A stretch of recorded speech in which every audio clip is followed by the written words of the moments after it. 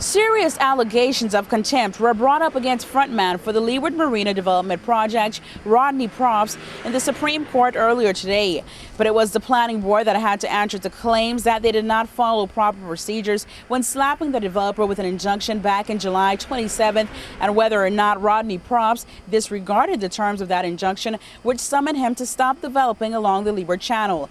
The judicial review was called upon by members of PRIDE, the non-governmental organization that aims at protecting the environment.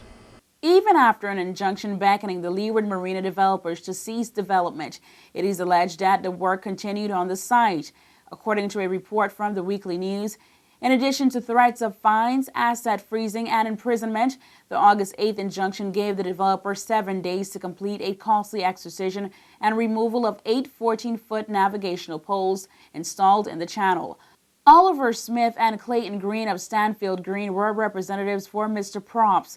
Startling and possibly damaging information presented in today's judicial review stated that the developers were given enough information and time to stop. It was revealed that on May 28, 2008, the planning board revoked their decision on PR 9150 and in a signed affidavit from the Department of Planning's director, Clyde Robinson. It was noted that on the 9th of June, we informed the party of that decision that there was no basis on which they could continue works. The letter was addressed to Leeward Resorts Limited. The letter continued, "Please be advised that any work started in accordance without permission should be ceased, as you are not authorized to continue any work on the site." Another document presented in today's hearing stated that on June 27th, an application was made to the court to overturn the planning board's decision. It was alleged that the developers were given notice long before the injunction on June 27th. However, the courts ruled in favor of the PRIDE organization, who was represented by longtime TCI residents Barbara Young and Chuck Hess at the Supreme Court. It was determined at the 4-hour hearing that the planning department acted illegally in granting the approval to the developers.